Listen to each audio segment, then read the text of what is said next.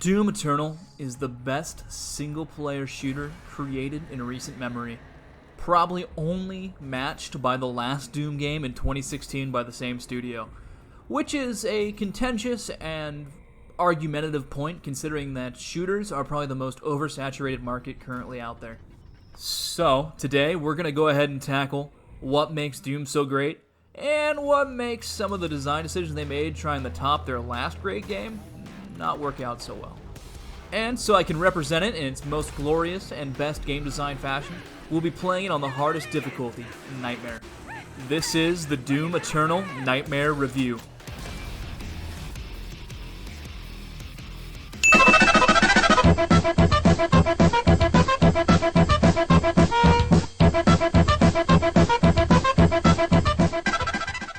The game is intrinsically a story game. The narrative is tied to both the world design and gameplay in a way that several other game series always seem to muck up and not really understand how to execute properly. It's quite possibly one of the best RPGs on the market today. Several games will set you up as some sort of character, a hero or a villain, someone on a quest, but none so dedicate themselves to the character in such a way that the entire game is built around it. The gameplay, the music, the level design all focus on the Slayer. The Doom Slayer is the pinnacle of the entire series. In fact, in Doom Eternal and its prequel, the Slayer was somewhat of a meme amongst the internet crowd. He was an aspect of violence that many people reveled in because it didn't bullshit the player around in some way. It doesn't force the player to interact with the story any more than they choose to. If they just want to power through the gameplay, they have that option, and the Slayer kind of reinforces that as well. Welcome. I'm Dr. Samuel Hayden. I'm the head of this facility. I think we can work together and resolve this problem in a way that benefits us both. He doesn't care much for the story going around him. He's already made up his mind on where he stands. There's not going to be much growth with the Slayer. He's a complete arc already. What you're seeing is the story around the Slayer. It helps add to the mythos that's in the game already, that he is a force of nature, almost like a deity-like aspect for humanity. February 2nd, 2163. Maybe he is a god. Maybe he represents humankind's rage. Their will to persevere, to overcome that which would threaten our survival. He is uncompromising, a relentless being of violence that knows no mention of the hesitation shown by our many leaders and politicians during our time of judgment. Can he overcome them alone? If he can't, we as a species, all species, will not survive. On a side note, the voice actress who did these audio logs really nailed it. They help cement a feeling of a superhuman being that is truly foreign to humanity. The voice actress really sells the confusion of a scientist trying to grapple with the concept of the Slayer. It also in turns feels like a strange pat on the back, as the actions referred to are the actions of the player in gameplay. Doom Eternal takes a popular trope of the lone soldier and runs it to its limit. The Slayer is by far one of the most believable super soldiers to ever grace the one-man army trope, and adds so much character to such a bland idea, adding extreme disregard for OSHA regulations and personal safety. He has a history of violence that approaches biblical levels and is 100% enjoyable to play as and learn about as the game progresses. It's less about the destination and more about how cool the trip is to get there. It works so much better than a lot of other versions of the trope. I've played a lot of story-based RPGs in my day. I've played Dragon Age, Mass Effect, Telltale, The Witcher, Tyranny, Pathfinder. Pick one. I've played a lot of D&D as well. The main character is integral to all parts of these games. It's how the player interacts with the story around them, and a lot of them kind of set up a previous character that you don't create yourself. This is a guy that's already existed in the story before, and you now insert yourself into his life. I've done a lot of playthroughs of Mass Effect 2, and no matter how many times I sit down and play as Commander Shepard, a hero, a commando out to stop Mecha Satan from taking over the entire galaxy and exterminating life, my personality always comes through a little bit. At some point in time, that man is going to stop his quest to save the world and help ship 2 aliens in the corner of a bar because, well, they're having difficulty right now, and who else is going to do it? Many of these games rely on branching storylines, allowing choice so the player can help shape the story and make the character more kind of what they want it to be. And that always detracts from the main character. You can never have a really solid protagonist to these games like you can with movies and television, because you'll always have the personal bias of whoever's playing that character at the time generally seep through. Sure, some people are a lot better at playing characters than others. You see this a lot in tabletop RPGs, D&D, that kind of thing, where people will stick to a character and go out the way they played it, no matter what. And then you also see the same reverse, where someone will be playing an evil character, but they won't kick a dog or whatever, or commit petty crime, even though that guy is a heartless maniac. Doom Eternal does not have a branching story, because there doesn't need to be one. The Slayer is uncompromising. They say it multiple times, in fact. He doesn't have any other option than what he's doing. There is no other option than gratuitous violence.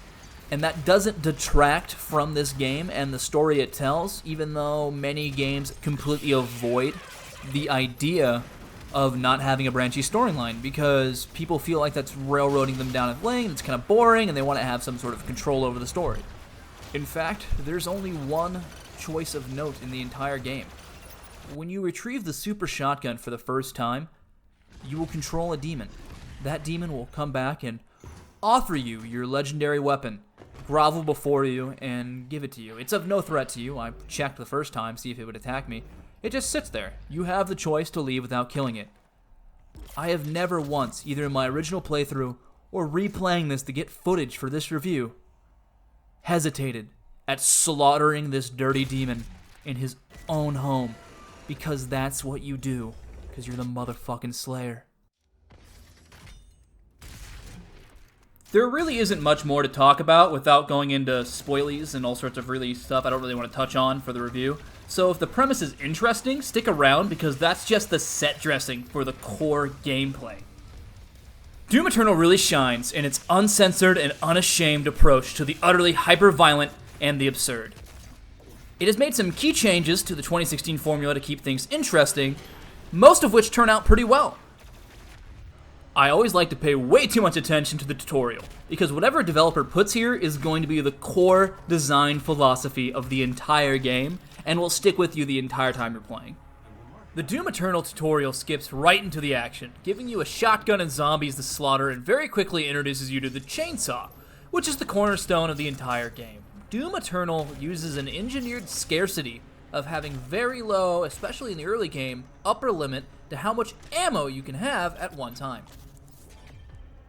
This creates an incentive to constantly use the chainsaw, as the kills with the chainsaw grant you more ammo. This system works very well in most situations. The chainsaw is an all-or-nothing mechanic, however. That means that you can't use it to execute a wounded target. Either you have the fuel to take it out or not, which means you either get ammo or you don't. And that creates some frustrating moments of completely interrupting the flow of combat to suddenly run around and find a small enough demon that you can execute just to get ammo to continue playing. This isn't necessarily the worst design decision ever put into video games. Personally, I think it's a lot better to have more ammo than easy ammo restoration. It's not a new mechanic. A lot of other games will use this same scarcity to promote either tension or just really focus the gameplay on getting more ammo. Games like Dead Space and Half-Life, for instance, use this system very well. In Half-Life 1, it's very willing to give you the ammo necessary for every fight you're into, as long as you're willing to explore the map, look for secrets, find hidden ammo all around. That way you can use the power weapons gained from this mechanic of searching for ammo to destroy your enemies. That makes the engineered scarcity controlled, because as long as you're willing to go through this, you can always prepare for a fight before you're actually in it. Doom Eternal's approach is more active. It makes you prepare for a fight in the fight. It would work, I would say, about 90% of the time, but it really shows its teething issues on boss fights, as the game feels it needs to constantly spawn little tiny punching bag demons for you to get supplies from in the middle of a boss fight, which takes away from the very tense atmosphere of what should be a big one-on-one encounter, but instead you find yourself constantly looking for small guys to beat up because, I don't know, you gotta take out your anger issues on them and not the big guy. I can't really think of a lot of solutions to this that would fix the chainsaw. It's kind of integral in its implementation already. There's not really a lot of ways of changing it. I would say the best thing I could think of changing it in the current systems is to make it work like an execution. The game already has a system in play where if you deal enough damage to an enemy, they become weakened and you can execute them with your melee attack. This grants you HP based on the strength of the enemy and helps keep you in the fight for longer. I recommend the best way to fix the chainsaw problem is to make the chainsaw work just like this as an alternative to getting HP. Instead of healing, you'll get ammo, which keeps the flow of combat up and allows you to continuously gain ammo either way. The current system of fuel works on a 3-pip system. You either have 3 fuel, 2 fuel, 1 fuel, or 0. At 0, it'll constantly regen back up to 1. This works alright, except for there's a little bit of frustration built into it, as 3 fuel can destroy almost any demon and grant you ammo. 1 fuel can only get the small demons. However, 2 fuel does nothing. 2 fuel is a nonsense fuel. It isn't like 1 where you can still get ammo and if you use it, it'll regenerate back. But it's not like 3 and able to be used on any target. In fact, I found myself using all my fuel on little demons because if I tried to save up and find a 3rd fuel after getting to 2, I just never used it. And eventually I ran out of ammo.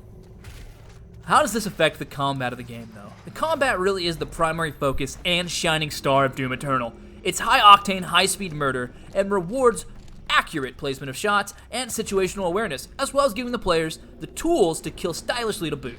And this really is the best time to bring up the sound design of the game.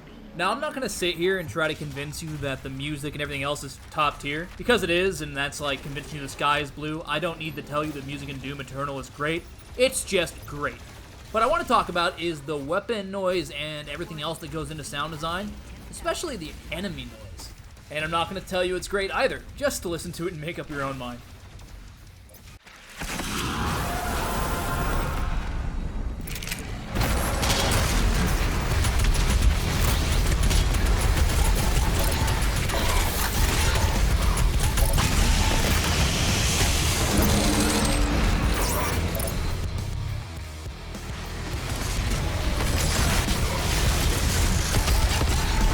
Nothing really kicks off the kick-ass gameplay of this game more than the shredding soundtrack and how good the weapon sounds and the enemy sounds really are in this game. Everything sounds so chunky and just fucking metal that you really can't get over it, even while you're playing, and then afterwards you'll probably listen to the soundtrack too. It's just some of the most kick-ass audio design in gaming.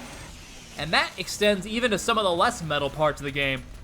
Something I can't quite get out of my head is the exact sound effect they use for headshots and specifically executing the Cacodemon.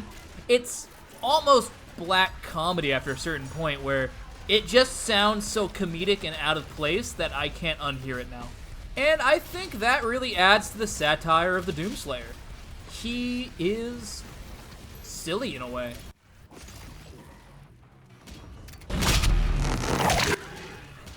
But let's circle this back down to the combat system. The combat in Doom Eternal is some of the most sheer aggressive shooting gameplay I've ever played. Most of this can be attributed to the design decision of having almost all of your resources come from ultra-violence. If Call of Duty healed you to full every time you got a kill, there'd almost be no reason to take cover. It's honestly a brilliant design choice that encourages aggression to even the most conservative player, because the best way to stay alive is to fight. This game actively punishes people from hiding because it makes your resources scarce. In most shooters, it's in your best interest to avoid as much fire as possible, but in Doom, it's your best interest to get as aggressive as possible. That way you get more HP, more movement speed in some cases, and your weapons are almost certainly more effective at close range. The demons are generally stellar across the board. Many of the more powerful enemies you'll be facing in the game have weak points that can be targeted that make the enemies easier to kill or just generally less dangerous to you. The weak points really help reward careful aim in what could get by as a spray and pray game. The only general complaint I have about the weak point system is the Cacodemon. This floating lovable pastilla meatball right here. He's certainly one of my favorite enemies in the game. Very unique, cool, and dangerous. The only problem with him is his mouth. And by that I mean you can defeat him by throwing any grenade directly into his mouth. This includes the shotgun's grenades, which you get from the start of the game. And pretty much always is guaranteed to have the mod you need, as the game gives you both mods.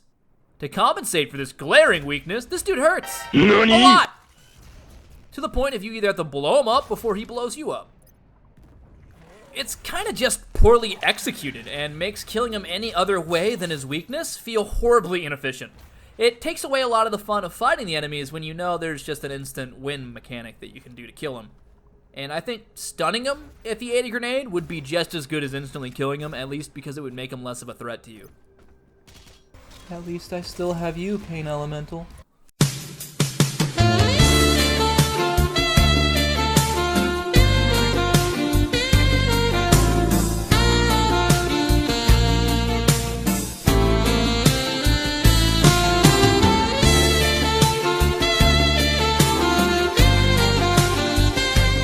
All in all, the combat is pretty fantastic, and I really don't have any complaints, other than one final thing I want to talk about.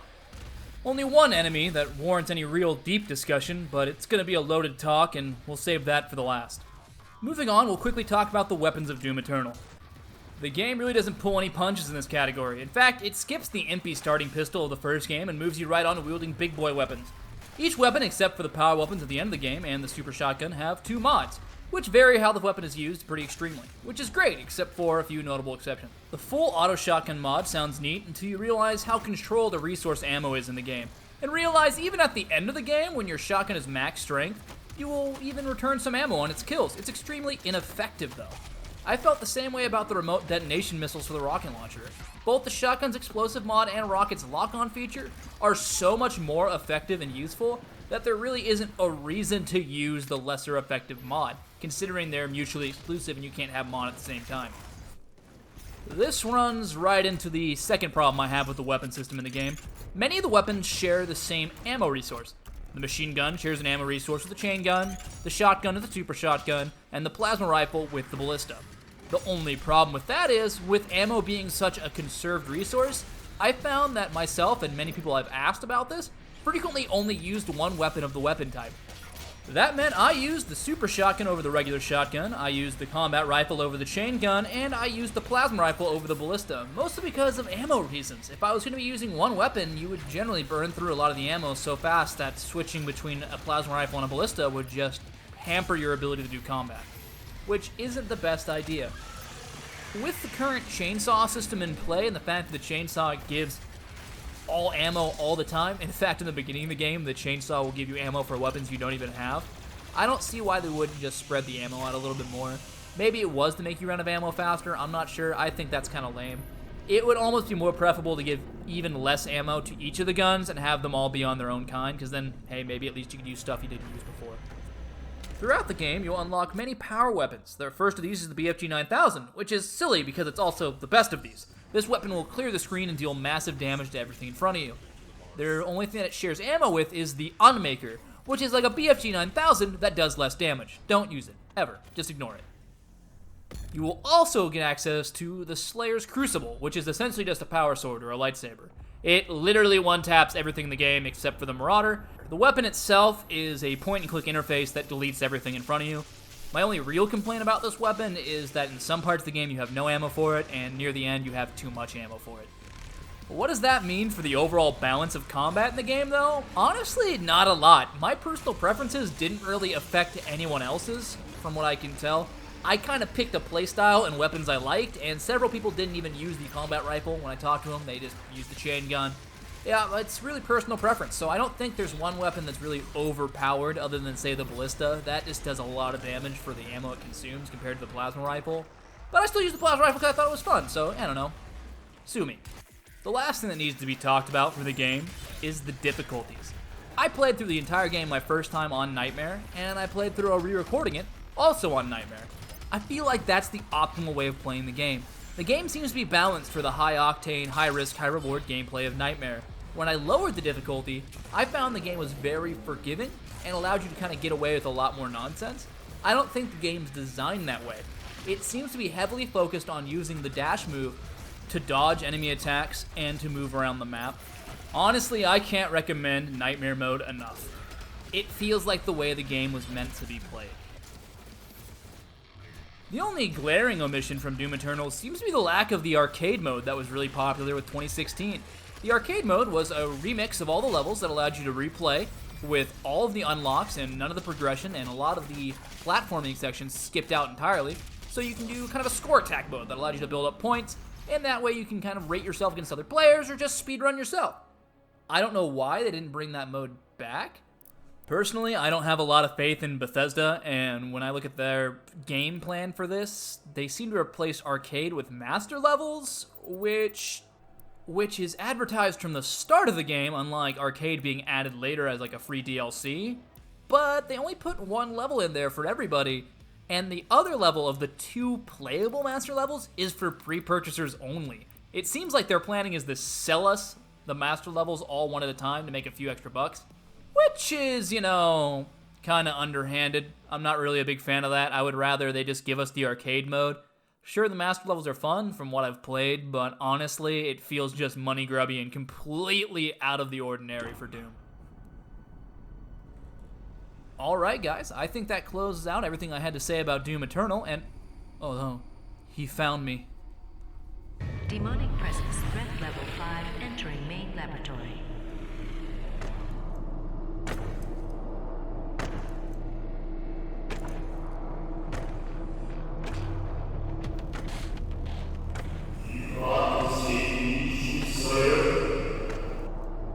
Guess it's time to talk about the demonic elephant in the room. This is the Marauder. The Marauder is a boss level enemy they added to the game to change up the flow of combat. He consists primarily of an axe that he throws energy blasts at you and an energy shield that he uses to block every attack in the game.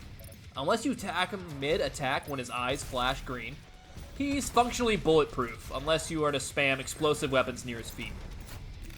The idea of having an enemy that's bulletproof is kind of neat, and it changes the flow of combat a lot, but it doesn't really sink in with a lot of the enemy design in the game. The weak point system we talked about earlier, and a lot of the later enemies are all just high HP with weak points, and this guy is completely invulnerable except for in a small window, which wouldn't be the worst thing in the world, except for the fact that it really just devolves down to every time you fight him, you kill the rest of the room and then stare at him and then shoot him. He's not difficult so much as he is kind of a pain in the ass and ruins the speed and fun of the combat. The big thing I see a lot of is reviewers when this game came out, and a lot of laymen and just people playing the game complained about the Marauder, saying it was too difficult, and that kind of caused half the community to either agree with them or start screaming, "Lol, get good! Oh my god, I just beat Dark Souls 1 with Donkey Kong Country drums. Now I'm starting my 3rd Ultra Nightmare run using only a Rock Band guitar. How could you not handle the Marauder? He's the simplest, most boring enemy in the game." Which is the conversational equivalent of just shitting in someone's mouth when they try to talk to you. It's completely unhelpful and doesn't help progress the game in any way. You can criticize the enemy without it being the worst thing that ever happened in Doom Eternal. So yeah, he's not too difficult, he's just kind of boring, and I would rather fight 100 of any other demon than just one of him, because I don't enjoy fighting him. That's all for my Doom Eternal review. Thanks for watching, guys. Against all the evil that hell can conjure, all the wickedness that mankind can produce, we will send unto them only you. Rip and tear until it is done.